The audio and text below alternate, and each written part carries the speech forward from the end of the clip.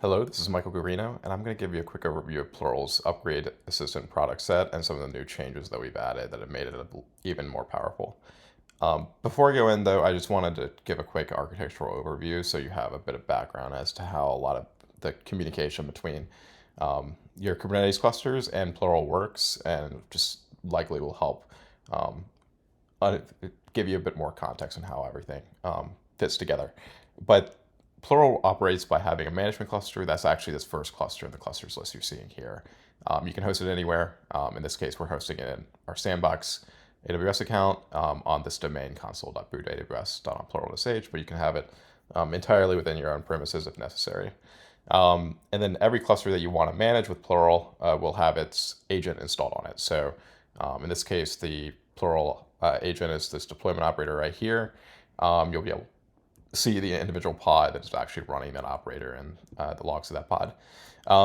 That operator does a couple of different things, one of which is just constantly asking the management cluster what it needs to do at a given point in time. But it also will scrape the cluster and it basically collect information that's useful for understanding the upgradability of the cluster. That's important to know just because a lot of the information that you're about to see is going to be coming from that agent and its constant scraping of the cluster and gathering various forms of intelligence of what's happening at the cluster level. That scraping then gets consolidated into this upgrade plan that you're seeing right here. This is meant to be basically a read-only view of what you need to understand to be able to safely upgrade a cluster. It comes in a number of different steps. The first is this pre-flight checklist, which is basically a dynamic checklist of infrastructure prerequisites necessary to upgrade the cluster. The biggest one that's seen right here is just determining whether or not there's version skew in the kubelet. So you can't have but more than one minor version of skew for Kubernetes to operate. And we're seeing that they're basically, that skew is ready to go for an upgrade to 1.29. The second big thing here is checking out for any API deprecations.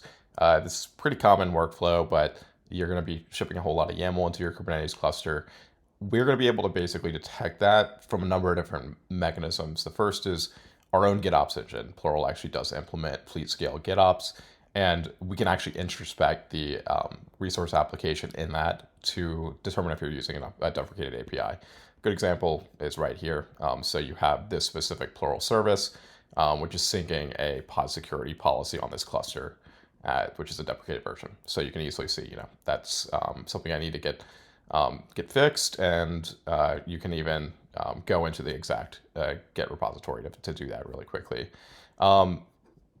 The other source of this, for what it's worth, is also the cloud provider itself. So the cloud provider will oftentimes expose various Upgrade Insights APIs, which we can aggregate and display in the screen.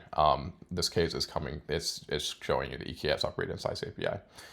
That's just useful to get single pane of glass view. If you're at a very large environment, you're going to be scattering the user across either multiple cloud providers or even within the same cloud provider, different AWS accounts, different GCP projects, and then different regions within those accounts, which oftentimes it gets segmented as well, and it becomes just operationally tedious to see what the status of all this is.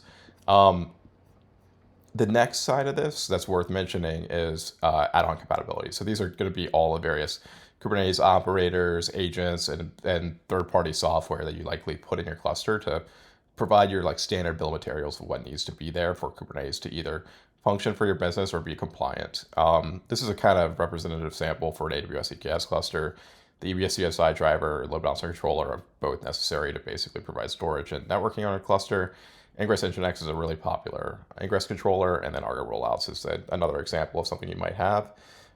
We also give you visibility of EKS add-ons as well, which I'll go into in a second. But basically what's happening here is our agent is going to scrape the cluster, look at all the daemon stats, all the deployments, everything it might be, detect if it's likely that one of these things are installed with one of them, and show us the version of what that it's found based on introspecting the Kubernetes API. That data is then sent back to the management cluster and cross-references with compatibility tables that we're maintaining constantly. We maintain those compatibilities by scraping the internet, usually doc sites, sometimes Git repositories or other sources of truth to understand what versions of Kubernetes each of these are compatible with at any given point in time. So if we were to go into Argo rollouts, you can see this one's perfectly fine, but you can see, a full compatibility table. If we wanted to go to 1.31, for instance, we need to get to the Argo rollouts Helm version 2.39.3, and that version 1.8.2. You have an example of what a failure would look like here as well. So you can see this Ingress Nginx version is blocking an upgrade. That's because the latest version that it's compatible with is 1.28, which is the current Kubernetes version. If you go to the compatibility table, if I wanted to go to, say, 1.30, I need to get Helm chart version 4.10.1 installed. This just makes it really, really easy to just basically do the investigative work before potentially actually actioning on a Kubernetes upgrade, and also to know with confidence that I need to get this stuff done before I actually upgrade my cluster if I want it to be safe. Like I said before, we also cover this for EKS add-ons. It's slightly different. EKS add-ons basically have their own versioning history that's oftentimes not in line with the actual application version itself. And we will be able to discover those on the cluster as well, and then show you the version compatibilities for those all historically. So, you can see a pretty good example here of Kube Proxy. If you wanted to upgrade this a little bit more, you have to basically go through the compatibility tables and find that appropriate version of Kube Proxy to satisfy version 1.29 or version 1.30, whatever it might be. And you can see those are typically pretty chaotic compatibility tables as well. It's just, I don't know why. It's just the way AWS makes it work. Cool. So a lot of this is read-only, and there's still kind of a question of action between just getting this insight and then actually applying it in your environment to be able to actually get the cluster fully upgraded. So what we've done as well, and this is one of our newer features that's, I think, really powerful, is we've added basically, we've combined our code generation capabilities, which is always the case, giving you the ability to do self-service and a variety of different tasks via the generation of automated PRs with that compatibility table information. So a good example of that in a very simple case is right here. So just give me a second.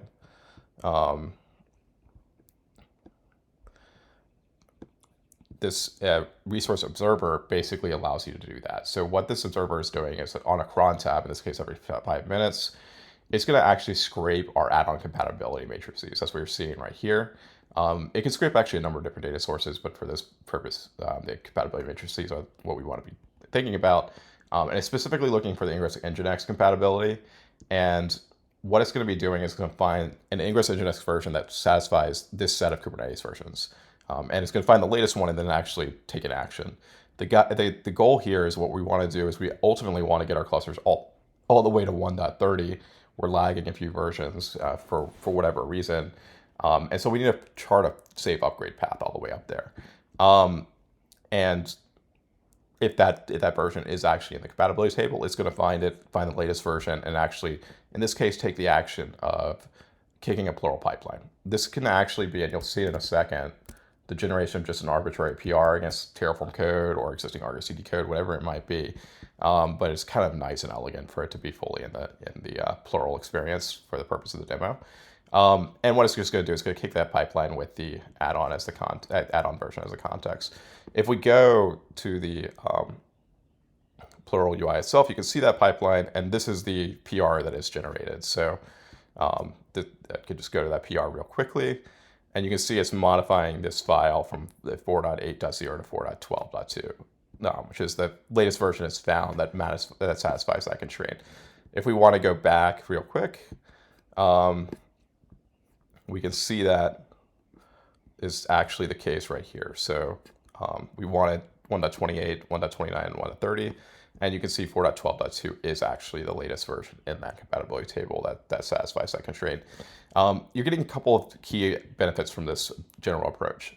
The first is currency. So you want to get the latest version of software that you can possibly be installed into your clusters simply for security patch reasons.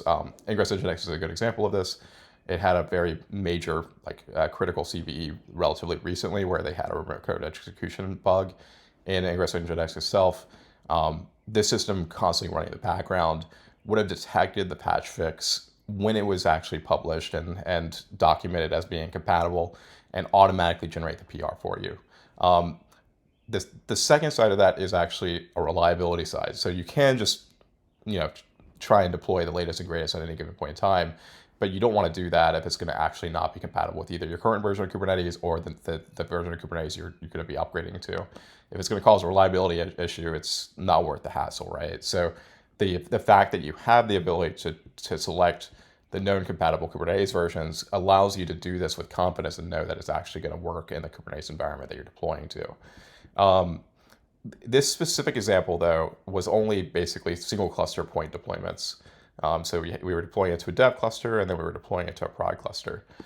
This is not actually the most powerful way to do it. The best way to do it is using what we call global services. So we have a very similar example, in this case for Argo rollouts right here. And it's looking for the Argo rollouts add-on compatibility matrix, finding the version that goes from 1.28 to 1.30 and giving us the latest version. But in this case, what it's doing is it's actually modifying a plural global service, in this case, modifying all the dev clusters using that dev tag. And then in the same way, modifying all the prod clusters using the prod tag. And if we were to go to the pipeline experience you see right here, you can see that same process happening. So we generated a PR with this case, in this case, version 2.39.3. And you can see it is modifying that global service file for us from 2.36.0 to 2.39.3. Just a very simple way to be able to, in this case, modify our rollouts for all of your dev clusters, wait for an approval to actually go through, then modify it all for all the prod clusters. And then finally, I'd mentioned that we have the capability of doing arbitrary PR generation, not just kicking plural constructs like pipelines. So a good example of that is actually just going a little bit into here for our to see some of like our management of our legacy clusters. So in this case, we have a legacy Kubernetes cluster that was created long before some of these advanced plural features were created, and it's being managed with a number of EKS add-ons directly with Terraform. And so what we've done is we've got this observer resource that's actually pulling the EKS add-on compatibility matrix, in this case, filtering a different set of 3 Kubernetes versions, 30, 31, and 32. And it's actually just generating an arbitrary PR. That arbitrary PR is going to basically modify the Terraform code that lives right over here. So it's going to modify, sorry, just give me a second to find it. It's going to modify the Terraform code that ultimately, ultimately defines these add-on versions via these Terraform variable values. And it's done ultimately in this case by regex matching. That's why you have some of these comments to help guide the regexes. But if we were to go to our Git repo, which I can do right here, you're going to see some of the pull requests that have been generated for this. So you got a good example here for kuproxy. It's generated a pull request that's modifying that same variables.tf file, in this case for the kuproxy line, with that newly discovered add-on version. Similarly for Kubernetes, it's modifying the Terraform values right here, variables right here, and then it's also doing the same for VPC CNI. It's going to be modifying those Terraform variables TF files. So this is just sort of a good example of how it could theoretically work with a little bit more complicated legacy code bases. You could do the exact same sort of templating logic to modify your own existing Terraform code, or modify whatever other automation that might be touching your clusters, while you migrate it potentially to a more like robust and clean plural-based approach. So that covers a lot of the basic examples of what we like to do around upgrade management. It's just showing you the basic upgrade intelligence we can give you, and really the insights and preliminary investigation that we can automate away. It can show you some of the ways that we can actually perform action on that investigation, either generating pull requests for an upgrade to a specific cluster or specific dev prod cluster pair, to a large fleet of clusters using global services, or to a legacy infrastructure as code or GitOps setups that are not fully pluralized but can still be managed using our PR generation capabilities. And ultimately, the upshot of this is you can very easily hand off this process to a lower skilled or like less experienced engineer, because one, they get all the insight in the Plural UI to be able to understand what's going on, but two, they mostly have a role as an improver just to be able to validate those PRs are sane in terms of what YAML that they're modifying, and then to actually guide the PRs through the whole deployment process. They don't have to take action and understand the exact layout of your GitOps code or your infrastructure as code. Code base, which is normally a much more complicated process to learn, they just have to validate that the individual isolated code changes that have been automated way are like sane and syntactically valid. So yeah, that's basically the end of this demo. Hopefully it was relatively helpful. If you guys want to learn more, we're happy to schedule a longer deep dive or answer any questions that you might have. Thanks for taking the time.